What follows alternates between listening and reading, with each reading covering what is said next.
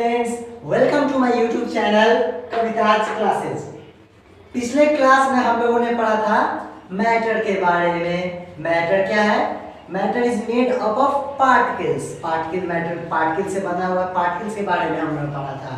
आज हम लोग उसके थोड़ा आगे जानेंगे। मैटर क्या है? पार्टिकल से बना हुआ है, तो उस पार्टिकल का कुछ ना कुछ कैरेक्टरिस्टिक होगा। वही कैरेक्टरिस्टिक के बारे में आज हम जानेंगे।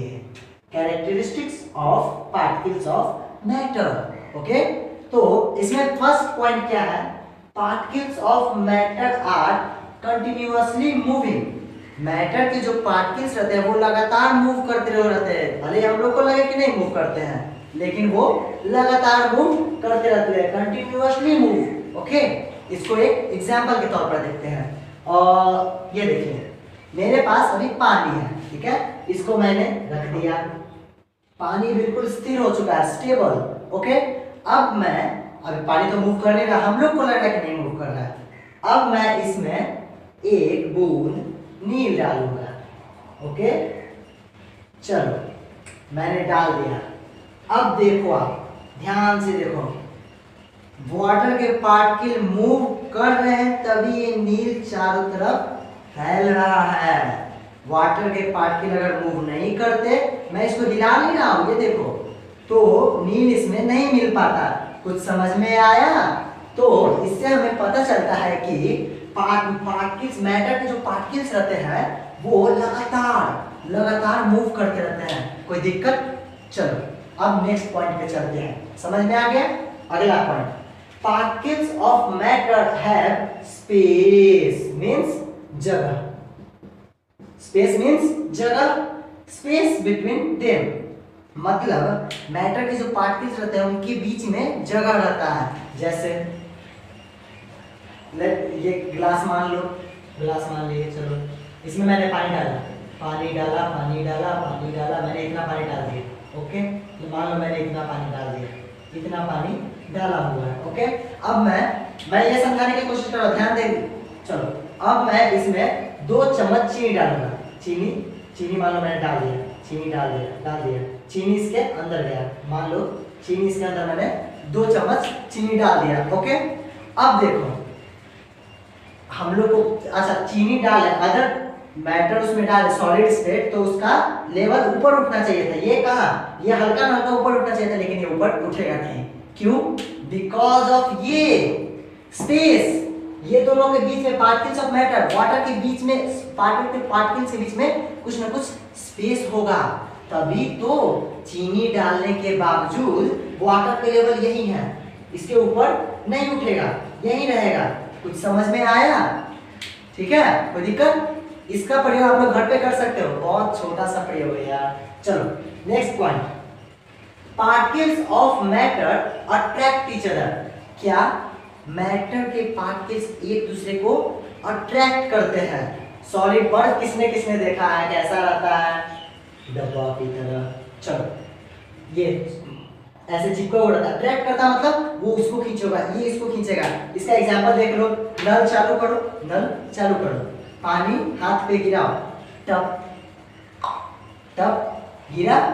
अब हाथ को ऐसे ही छोड़ दो, पानी इधर से चारों तरफ जिधर जाए नीचे गिरेगा, लेकिन नीचे आके कैसे नहीं गिरेगा, वापस आकर, मान लो ये इसमें मैं पानी गिरा रहा हूँ, इस पे मैं पानी गिरा रहा हूँ, पानी को तो ऐसे गिर जाना चाहिए था इधर, लेकिन ये क्या होगा, इधर ऐसे अट्रैक्ट करता है, एक दूसरे को अट्रैक्ट करता है। ठीक है, समझ में आया?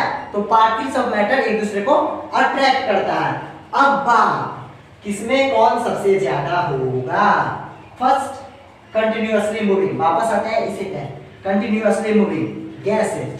ये जो प्रॉपर्टी है ना, कैरेक्टरिस्टिक, ये जो है वो गैस में सबसे ज्यादा रहेगा, बिकॉज गैस तो बहुत दूर रहते हैं, वो तो आसानी से मूव करेंगे ना। देखते हो हम लोग खाली जगह पे कितना आराम से चलते हैं, लेकिन वही भीड़ हो तो खाली जगह पे आराम से चल पाते हैं ना। तो गैसेज में ये सबसे ज्यादा होगा, समझ में आ रहा है? लिक्विड सेकंड स्थान पे, ठीक है, लिक्विड में थोड़ा कम, ठीक है, और सॉलिड में लगभग न के बराबर। बर्फ को देखो मूव करते हुए, नहीं ना। गैस तो यहाँ से धुआं निकालो, पानी डालो, आगे जाएगा, लेकिन बर्फ नहीं ना। समझ में आ गया? चलो, तो गैसेस में particles of matter are continuously moving. सबसे ज्यादा कौन सा part stage of matter move करेगा? तो गैस में। उसके बाद लिक्विड, सॉलिड। ओके, चलो next. Particles of matter have space between them. Space, ये भी तो इजी है। गैस में कितना स्पेस रहता है गैस में, तभी तो चारों तरफ किधर भी फैल सकते हैं। वही लिक्विड में इससे थोड़ा कम। गैस में सबसे ज्यादा क्या? Space, space maximum, space maximum. उसके बाद लिक्विड में intermediate, intermediate we can say intermediate, intermediate. Okay okay, चलो हो गया। और सॉलिड में नेग्लिजिबल। ओके, चलो नेवर माइंड। ओके, चलो आगे बढ़ते हैं। कोई दिक्कत नहीं ना? चलो, अब third point, attract each other. एक दूसरे को अट्रैक्ट करेगा। किसमें ज्यादा होगा? सोचो सोचो, इजी है यार। सॉलिड, सॉलिड में सबसे ज्यादा चिपका हुआ रहता है। उसके बाद लिक्विड और उसके बाद गैस। कोई दिक्कत? ठीक है, चलो समझ में आ गया ना? अब इसको मिटाते हैं। चलो, ये तो समझ में आ गया। अब आगे एक छोटा सा टॉपिक है, डिफ्यूजन। डिफ्यूजन, अब ये क्या है भाई? देखो, diffusion, the mixing of one substance into another substance is called diffusion. नहीं समझे? चलो, कोई एक सब्सटेंस ले लो, उसको दूसरे सब्सटेंस में मिलाओ। ठीक है, दोनों का जो मिक्सिंग होता है ना, वो पार्टिकल्स के मूवमेंट के कारण, पार्टिकल्स के मूवमेंट के कारण, दोनों के बीच का जो पार्टिकल, दोनों के में जो पार्टिकल होता है ना, वो मूव करते रहता है। उसके कारण जो दोनों मिक्स होता है, उसके कारण उनके अंदर जो मिक्सिंग होता है, उसी को बोला जाता है डिफ्यूजन। यानी कि the mixing of one particles to the another particles due to movement, due to a movement, due to movement, sorry substance होगा, substance, due to movement of their particles। मतलब एक सब्सटेंस में दूसरे सब्सटेंस को मिलाएंगे कब? Due to movement of their particles, उनके particles के मूवमेंट के कारण, तो उसी को बोला जाता है डिफ्यूजन।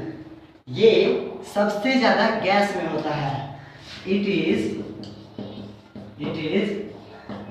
Maximum in gases. कैसे भाई? इसको प्रूफ करके दिखाओ। घर में खाना बना, सब्जी मम्मी ने चढ़ाई, सब्जी चढ़ाई, ठीक है, स्मेल आ जाता है पहले ही। कैसे? इसके कारण पार्टिकल्स मूव करते रहता है। उसका पार्टिकल्स मूव करते हुए हमारे नाकों तक पहुंचता है। मोटू पतलू में मोटू के पास समोसे का स्मेल कैसे पहुंचता है? मोटू के पास समोसे का स्मेल कैसे पहुंचता है? क्योंकि जो स्मेल है वो हवा, गैस मूव करते हुए रहता है। मूव करते हुए हमारे नाक, मोटू के नाक तक पहुंचा, इसलिए वो उड़कर समोसा खा लेता है। तो ये मैक्सिमम होता है गैसेस में। और इंटरमीडिएट करने के अंदर उस गैसेस के बाद लिक्विड में, और फाइनली सबसे कम होता है सॉलिड में, क्योंकि इसके पार्टिकल्स कंबाइंड रहते हैं ना। समझ में आ गया? हो गया डिफ्यूजन खत्म। बस इतना सा छोटा सा टॉपिक है, समझ गए? आज के लिए इतना ही। समझ गए ना? सारे टॉपिक्स को अच्छे से फिर से घर पे रिवीजन कर लेना और नोट्स खुद से बनाना, क्योंकि खुद से नोट्स बनाओगे तो ज्यादा समझ में आएगा। समझे? और अगले वीडियो में मैं इसके आगे जो है states of matter, solid, liquid, gas, इन सब के बारे में बताऊंगा। अगर आप लोगों को मेरा ये वीडियो अच्छा लगा हो तो लाइक और सब्सक्राइब जरूर कर दीजिएगा, और हो सके तो शेयर भी कर दीजिएगा। धन्यवाद।